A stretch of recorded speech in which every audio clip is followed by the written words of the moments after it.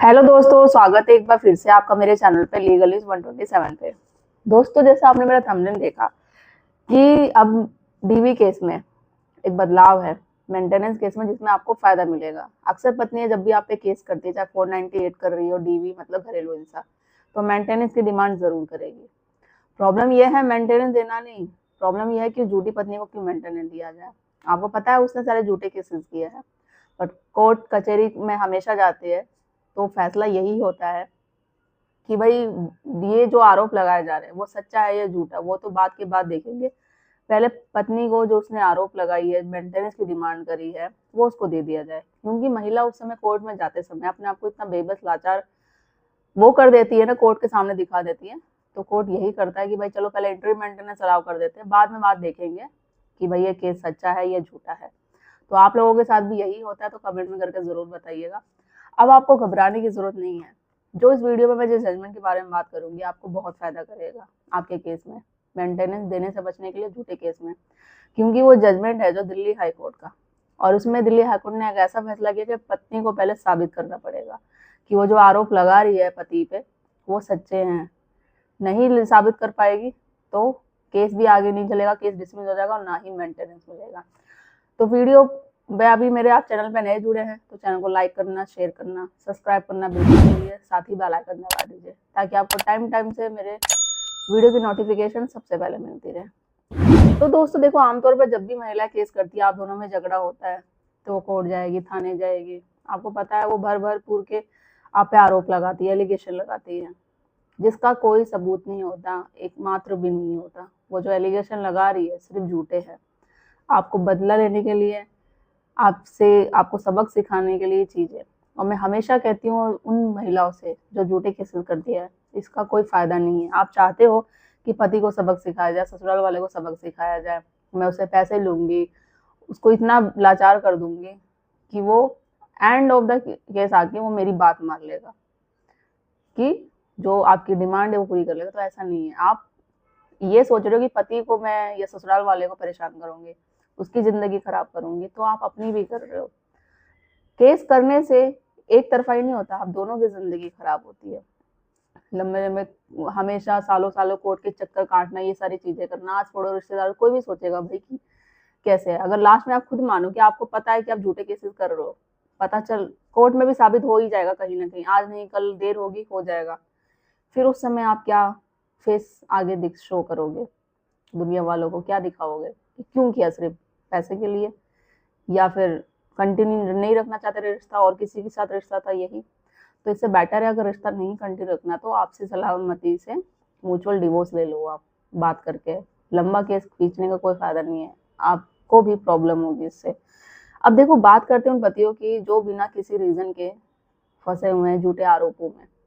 आपको पता है कि केस जो घरेलू हिंसा का केस लगाया गया है वो झूठा है। आज छोटी छोटी बातों पे पत्नियां क्या कर देती है, केस लगा देती है। और ये एक गंभीर आरोप होता है लगाना घरेलू हिंसा 498 का, जिसपे कि पुख्ता सबूत होने चाहिए, बट बिना सोचे समझे केस लगा दिया जाता है। अब प्रॉब्लम यही है, जब भी कोर्ट में महिला जाती है, आपको पता है कि भाई आप लोग बोलते हैं कि महिलावादी कानून बना हुआ है, एक पक्षीय कानून, जो तरफा फैसला सुनाया जाता है। केस झूठा है आप बता रहे हैं, बट सुनता नहीं है कोई। आपकी यही बात है जो मैं आपको दोहरा रही हूँ, जो आप लोग कहते हैं उससे। तो देखो, सुनता नहीं है कोर्ट, सुनाना पड़ेगा आपको, हार नहीं माननी है, लड़ना पड़ेगा एंड तक, जब भी आपकी जीत हो पाएगी। जब आपने पहले ही डिसाइड कर लिया कुछ नहीं हो पाएगा, कानून सुनता ही नहीं है, महिला की सुनेगा, तो फिर तो ना चाहते हुए भी आपकी जीत हारी हो जाएगी। और जब जिस दिन आपके अंदर वो मोटिवेशन आ गई ना कि नहीं, मुझे पता है कि मैं सही हूँ, वो गलत है, उसने झूठे आरोप लगाए मुझ पर, मेरी फैमिली वालों पे, तो मैं लड़ूंगा, एंड तक लड़ूंगा। और देखना, यही एक मोटिवेशन, यही एक अच्छी बात ना आपको जीत दिलाएगी। अभी वैसे इससे पहले मैंने वीडियो बना रखी है जो मैंने एक दो जजमेंट भी शेयर किए थे, जो इस वीडियो में भी कंटेंट जिस टॉपिक पे मैं बात कर रही हूँ कि पहले अब पत्नी को घरेलू हिंसा साबित करनी पड़ेगी। जब वो साबित नहीं कर पाएगी फिर वो केस आगे नहीं चलेगा, ना ही मेंटेनेंस। मोस्टली क्या होती है, जब पत्नियां केस लगा रही है पे घरेलू हिंसा या डीवी का, जिसे हम घरेलू हिंसा डीवी बोलते हैं, या फिर 498, तो मेंटेनेंस की भी डिमांड जरूर करेगी। अब आपको देखो, इस जजमेंट का जो ये डिटेल है, ये दिल्ली हाई कोर्ट का है, नीलम वालिया व संजय वालिया, इसका जो डिस्क्रिप्शन में मैं डिटेल्स शेयर कर लूँगी, डिटेल्स में आप अच्छे से पढ़ लीजिएगा।